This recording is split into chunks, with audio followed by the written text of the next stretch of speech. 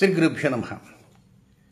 2024 సంవత్సరంలో aerial view తులారాశి వారికి ఎలా ఉండబోతుంది అనేటువంటి విషయంలో 8 పాయింట్లతో కొంత క్లుప్తంగానే తెలియజేస్తాను. ముఖ్యంగా ఫలితాలు తెలుసుకోవటానికి ప్రతివారు కూడా ఉగాది నుంచి చూస్తుంటారు. ఉగాదిలో ఆ పంచాంగంలో ఆదాయం ఎంత ఉంది, వ్యయం ఎంత ఉంది అని గమనిస్తుంటారు. సరే, ఉగాది నుంచి కాకుండా ఆంగ్ల సంవత్సరాది జనవరి 1 నుంచి కూడా చూసుకోవటం కూడా పరిపాటైంది. అయితే జనవరి 1 నుంచి రాశి ఫలితాల్లాగా ఈ 2024 ఎలా ఉంది అని తెలుసుకునేటప్పుడు ఆదాయం ఎంత ఉంటుంది, వ్యయం ఎంత ఉంటుంది అని తెలుసుకోవాలి కదా. మరి ఆదాయము వ్యయము తెలియాలంటే అది తెలుగు ఉగాది నుంచి వచ్చేటువంటి పంచాంగంలో ఉంటుంది. మరి ఉదాహరణకి మీరు పంచాంగంలో చూస్తుంటారు ఆదాయం ఎంత ఉంటుంది, వ్యయం ఎంత ఉంటుందని. ఉదాహరణకి రాబోయే ఏప్రిల్ 9వ తేదీ ఉగాది పండుగ, క్రోధినామ సంవత్సరం ఉగాది. ఆ క్రోధినామ సంవత్సరం ఉగాది పంచాంగాన్ని తులారాశి జాతకులు చూశారనుకోండి, 2 ఆదాయం ఉంటుంది, 8 ఖర్చు ఉంటుంది. 2 ఆదాయము, 8 ఖర్చు. చూడంగానే ఆశ్చర్యపోతారు. అమ్మో, 2 ఆదాయము, ఖర్చు 8 ఉందా అంటే 6 భాగాలు అప్పు చేయాలేమో అనుకుంటారు. మీరేం దిగులు చెందాల్సిన అవసరం లే. అవి తప్పు లెక్కలు, వాటిని నమ్మవద్దు. బోగస్, బూటకము, అదొక పెద్ద మోసం. ఒక పంచాంగకర్తగా తెలియజేస్తున్న గతంలో కూడా నేను చెప్పాను. అయితే మరి పంచాంగాలు ఇస్తారు కదండి, ఆదాయం వ్యయము, అది బోగస్ అంటే ఎట్లా అని మీరు అనుకోవచ్చు. ఒక సంవత్సరంలో ఆదాయం ఎంత ఉంది, వ్యయం ఎంత ఉంది అని తెలుసుకోవాలంటే ఆ సంవత్సరం మొత్తంలో ఉండేటువంటి గ్రహ సంచార స్థితిగతులు ఎలా ఉన్నాయి, ఏమైనా పంచగ్రహ కూటములు, షడ్గ్రహ కూటములు, చాతుర్గ్రహ కూటములు ఏమైనా ఉన్నాయా, సూర్యగ్రహణాలు ఉన్నాయా, సంపూర్ణ గ్రహణాలు ఉన్నాయా, లేక మామూలు గ్రహణాలు ఉన్నాయా, కుజశనుల సంఘర్షణలు ఉన్నాయా, లేక రవిశనుల సంఘర్షణలు ఉన్నాయా, కుజరాహు సంఘర్షణలు ఉన్నాయా, కాలసర్ప యోగాలు ఉన్నాయా, ఎన్నో రకాలైనటువంటి కోణాల్లో కొండవేటి చాంతాలని ఉంటాయి అరిష్ట యోగాలు. ఇన్ని అరిష్ట యోగాలన్నీ కూడా లెక్కలోకి తీసుకున్న తర్వాతనే ప్లస్ పాయింట్స్ ఎన్ని ఉన్నాయి, మైనస్ పాయింట్స్ ఎన్ని ఉన్నాయి తీసేసి అప్పుడు చెప్పాలి. అంతే తప్ప గుడ్డిగా ఉగాది మంగళవారం వస్తే తులారాశి వారికి 2 ఆదాయము, 8 ఖర్చు.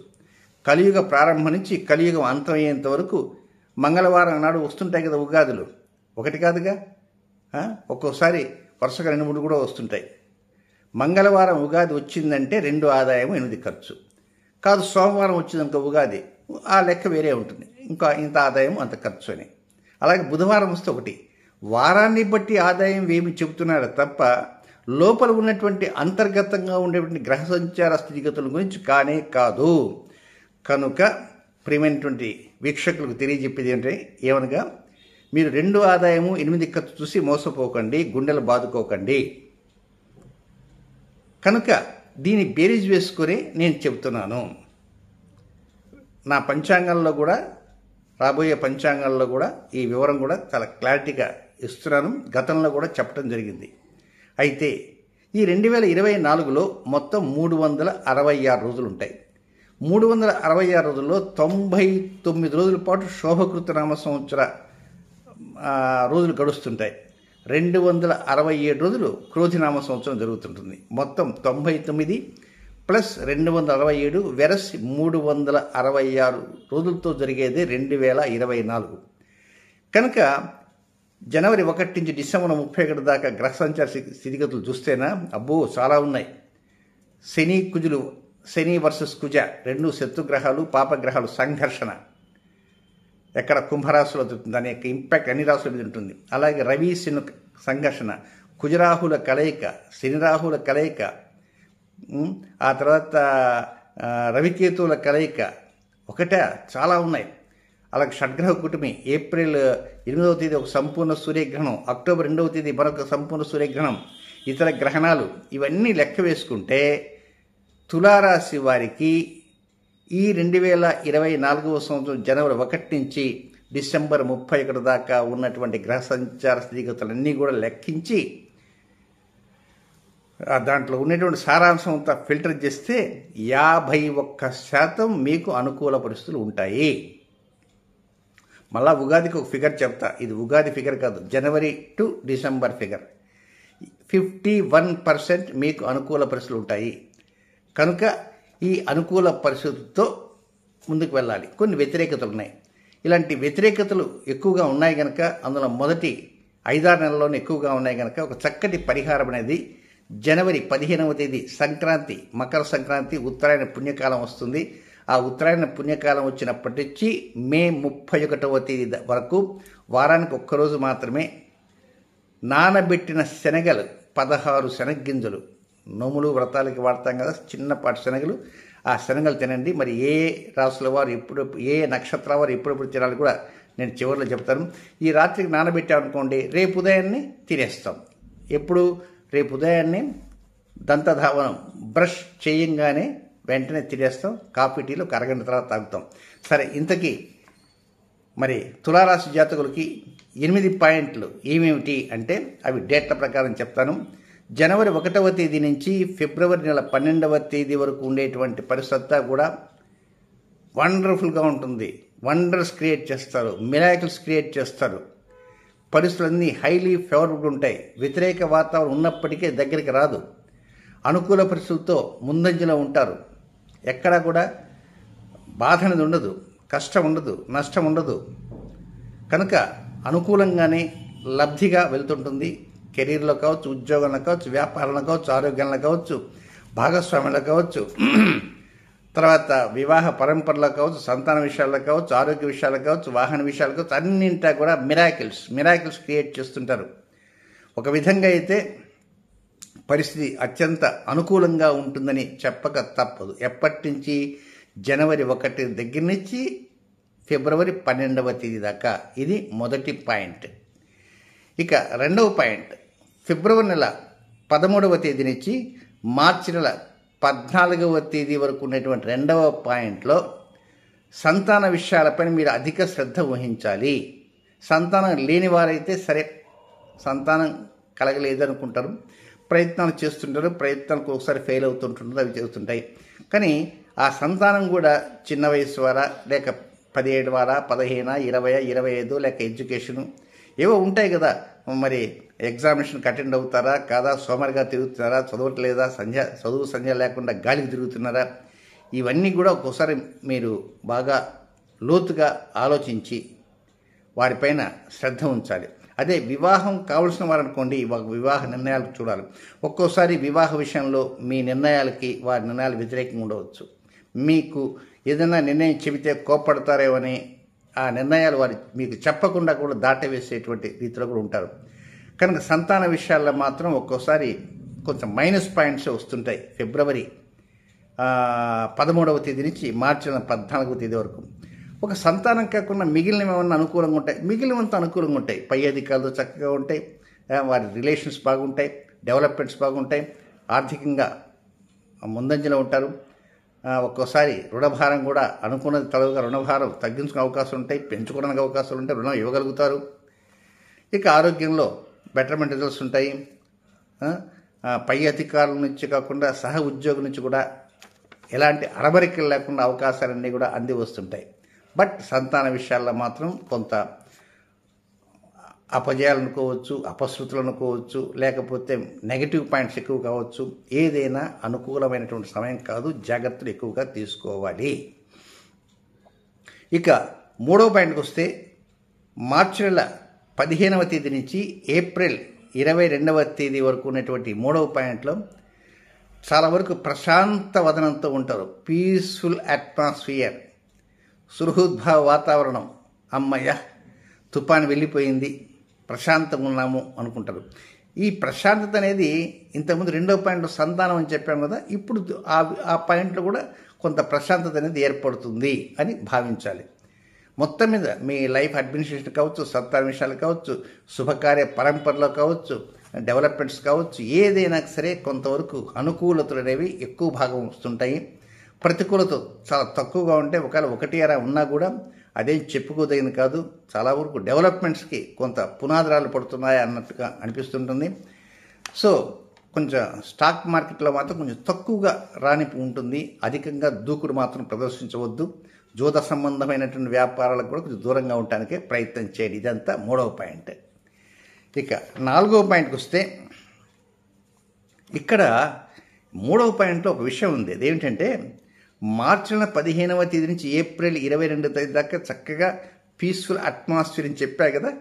కానీ మధ్యలో ఈ పీస్ఫుల్ అట్మాస్ఫియర్ జరిగేటువంటి మధ్యలో ఏప్రిల్ 8వ తేదీ తగులుతుంది. అది పాల్గొన అమావాస్య. తెల్లవారితే క్రోధినామ సంవత్సరం ఉగాది.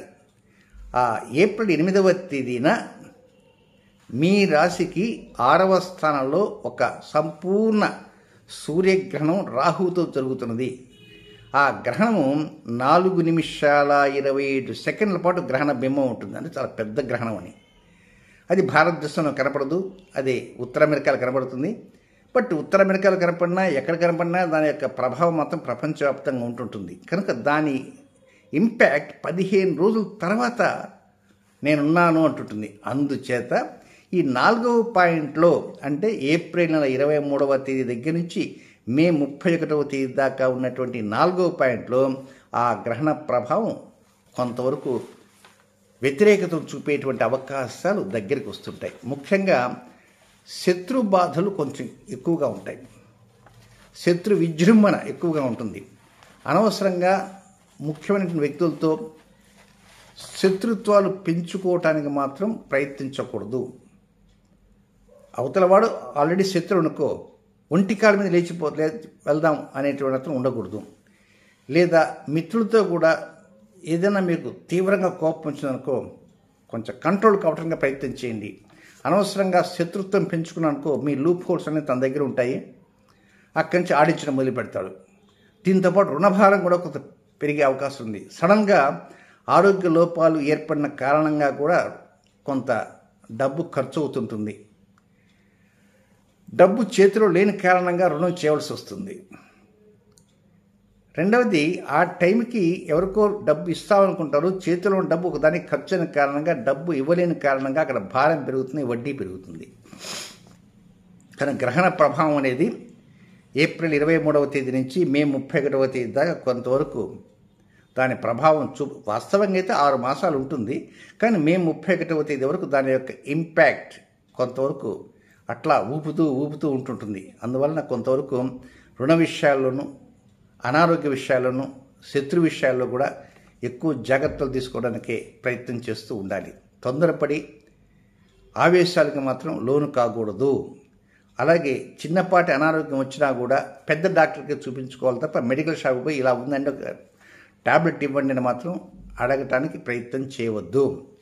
నెక్స్ట్ ఇంకా 5వ పాయింట్, జూన్ 1వ తేదీ నుంచి ఆగస్టు 15వ తేదీ వరకు లెంగ్తీ పీరియడ్. జూన్ 1 నుంచి ఆగస్టు 15 దాకా, అంటే జూన్ 30 రోజులు, జూలై ఒక 31 రోజులు, ఆగస్టు 15 రోజులు, మొత్తం 2 మాసాల 15 రోజులు. ఇవన్నీ ఈ 2.5 నెలలు ఎలా ఉంటుందంటే మీ యొక్క డెవలప్మెంట్స్ 40%తో స్టార్ట్ అయితే 90% దాకా వెళ్ళిపోతుంటుంది. అది ట్రిపుల్ ధమాకా, డబుల్ ధమాకా కాదు, ట్రిపుల్ ధమాకా. అంటే అనుకున్న దానికంటే అనుకున్నది ఒకటే అయ్యిందొకటి. అయ్యిందంటే నెగిటివ్గా కావటం కాదు, పాజిటివ్గానే అవుతుంది. అంటే డెవలప్మెంట్స్కి మీకు ఏదో ప్రకారంగా అనుకున్న దానికంటే ఎక్కువ ఉంటుంది. కెరీర్ పాయింట్లో కావచ్చు, ఉద్యోగంలో కావచ్చు, వ్యాపారంలో కావచ్చు, దాంపత్యంలో కావచ్చు, ప్రేమ సంబంధ అంశాలు కావచ్చు, లేదా ఆర్థిక లావాదేవీల్లో కావచ్చు, పై అధికారుల నుంచి వచ్చేటువంటి అనుకూలతలు కావచ్చు, ట్రాన్స్ఫర్స్, ప్రమోషన్స్, ప్రాజెక్ట్స్, డెవలప్మెంట్స్, కొంత విజయ పరంపరలో దూసుకుపోవడానికి అవకాశాలన్నీ వస్తాయి. అసలు 51% మీకు మిగులుతుందంటే ప్రత్యేకంగా ఈ కొద్ది పీరియడ్లోనే ఆ 51%కి అవకాశాలు ఉంటాయని భావించాలి. సో ఆ విధంగా 5వ పాయింట్ అంతా దాదాపు 90%తో ట్రిపుల్ ధమాకాతో గడిచిపోతుంది. నెక్స్ట్ ఇంకా 6వ పాయింట్కి వస్తే ఆగస్టు 16వ తేదీ నుంచి సెప్టెంబర్ 15వ తేదీ వరకు, ఇది కూడా ఒక నెల. ఈ నెల కూడా అనుకూలంగా ఉంటుంది. బట్ 90% ఉంటుంది, 60-65% మాత్రమే అనుకూలంగా ఉంటుంటుంది. ఇదేమి డబుల్ ధమాకా అంత ఉన్నది, మొత్తం ధమాకాతో బాగుంటుంది. డబుల్ ప్లస్ తోటి వ్యవహారాలు నడుపుతుంటారు. కొంచెం న్యాయ సంబంధమైనటువంటి అంశాల మీద కూడా దృష్టి సారిస్తుంటారు. కొంత లావాదేవీలు కూడా, న్యాయ లావాదేవీలు ఏవైతే ఉంటాయో అవన్నీ కూడా మీకు అనుకూలంగానే ఉన్నట్టుగా వస్తుంటాయి. గృహ నిర్మాణానికి సంబంధించి కావచ్చు, గృహ కొనుగోలు కావచ్చు, బంగారు ఆభరణ కొనుగోలు కావచ్చు, ఏదైనా కొనుగోలులో కొంతవరకు మీదే పైచేయిగా ఉన్నట్టుంటుంది.